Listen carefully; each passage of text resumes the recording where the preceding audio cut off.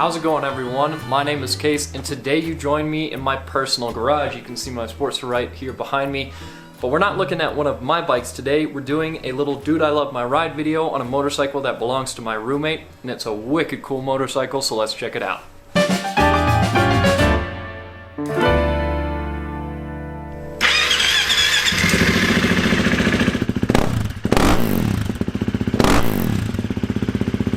This right here is the motorcycle in question. This is a 2017 KTM EXC-F 350.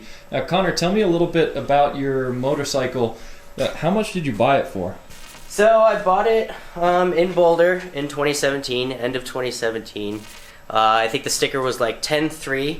I ended up paying $1,000 off because they had just released the newer year model.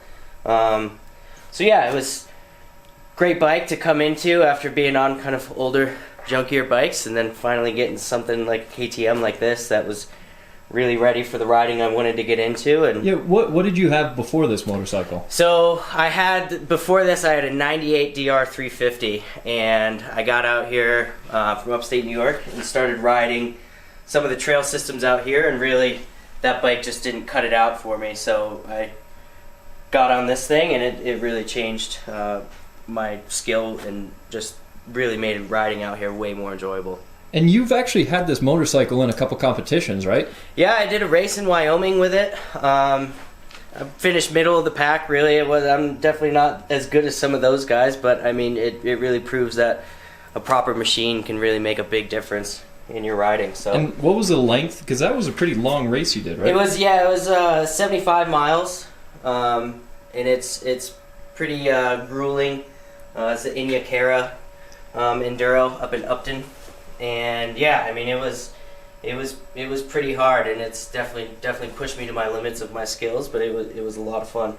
Now, so from the factory, there's a decent amount of protection on these motorcycles, but I know pushing it the way that you do, you wanted to add some more. So walk us through, like, what are some of the main things that you want to add to one of these motorcycles to protect it? Yeah, so essentially from the factory, no skid plate, no pipe guard, no brake disc guards, no bark busters on the handlebars, radiator guards. So essentially, it was a big purchase for me. It's an expensive piece of machinery, and I wanted to take care of it, so I could easily justify spending money on protection parts. So like I said, I mean, these Enduro Engineering makes a lot of great parts. I think they made the skid plate and the radiator guards. Doing that, I'm actually on my second pipe guard here. The other one, I went down on a rock pretty good and it's actually caved the pipe in behind it. Yeah, so it actually managed to hurt the pipe through that protector, right? Yeah, so I ended up, like I said, that's the second one that I've put on there.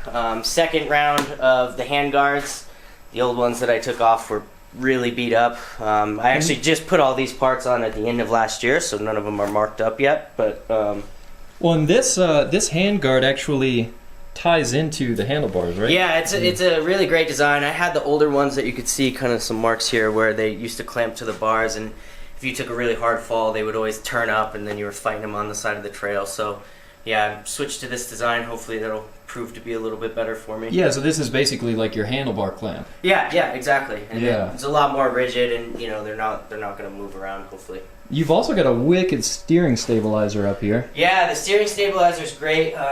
Especially where we're at in Colorado, a lot of the trails to get up to the single track and stuff is a lot of, call it baby heads, just big rocks and stuff. That's really nice. You can really hold a steady speed, and it's valve to keep your bars straight. If you kind of hit a really hard rock, it won't let your bars jab over really far. So that's a nice feature, especially to have in our backyard here. So compared to some of the other motorcycles that you've ridden, dirt bikes in general, how does this perform? I mean, it is just one of those things where it's just night and day. How responsive, how well sorted, the engineering, how easy it is to work on, the suspension. I mean, just everything about this bike is, you get what you pay for, and this is a prime example of it.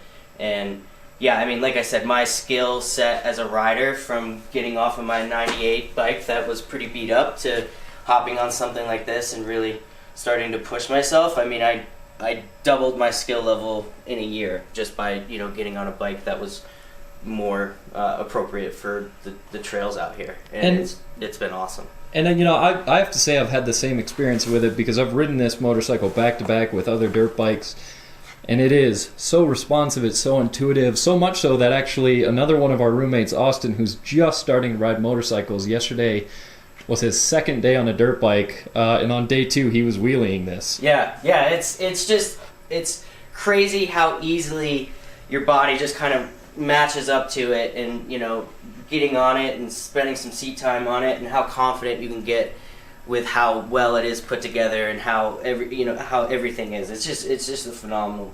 So there's obviously a lot to like about this bike. What are some of the things that you dislike? Because you've had it long enough to figure out what some of its oddities are. 27, coming up on almost 4 years, I think I've had it, been riding it. I would say probably biggest complaint, the key location is pretty subpar.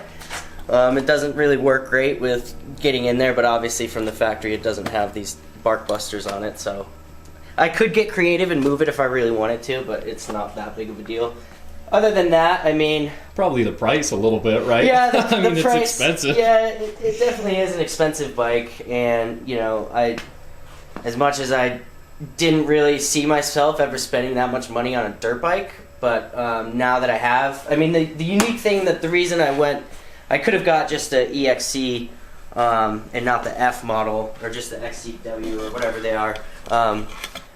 I got this because it's plated from the factory, and then so that way eventually I can get some supermoto wheels on it and still be able to enjoy it off trail, and then be able to throw my dirt wheels on it and then go hit the trails that way as well. Yeah, although the way that it's set up right now, these dirt tires that you have on here, I know. Well, they're not street legal, right? Right, they're not. They're non-DOT tires. But these are also about 60% rubber and 40% brie cheese. So if you ever rode it on any kind of asphalt, they would just fly apart. Yeah, these are the Michelin Starcross 5s, medium. They're actually a really, it's kind of like an intermediate tire, a softer, definitely more of a softer side, which this has this doesn't even have a trail ride on it yet. This is just from ripping in a field, and it's already got some wear showing. But in the defense of running a gummier tire, it makes such a big difference. Getting up hard obstacles, getting over logs, getting over big rocks, you name it. Softer tread out here has just been the right combination for me. So could you see yourself ever getting a different motorcycle, or are you pretty set with this?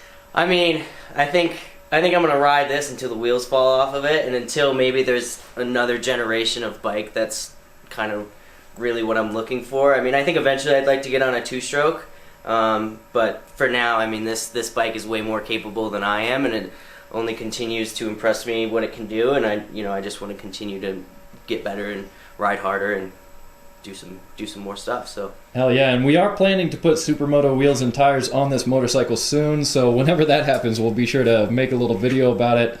We're probably going to throw some white plastics on it too, go like full Philadelphia style. Yeah, it'll be nice to have dirt plastics that, it's not hard to swap all that stuff over, so. And they're so cheap. Yeah, and they're cheap. I think $150 I can replace every piece of plastic on this thing. So yeah, it'll be great to have these ones I beat up on the dirt, and then, I can make it look nice for ripping around on the street and going up the canyons. Yeah, so we'll be sure to make a video when this gets its supermoto wheels, and yeah, be sure to look out for that. Anyways, go back to tflbike.com for more news, views, and real-world reviews, and we'll see you in the next video.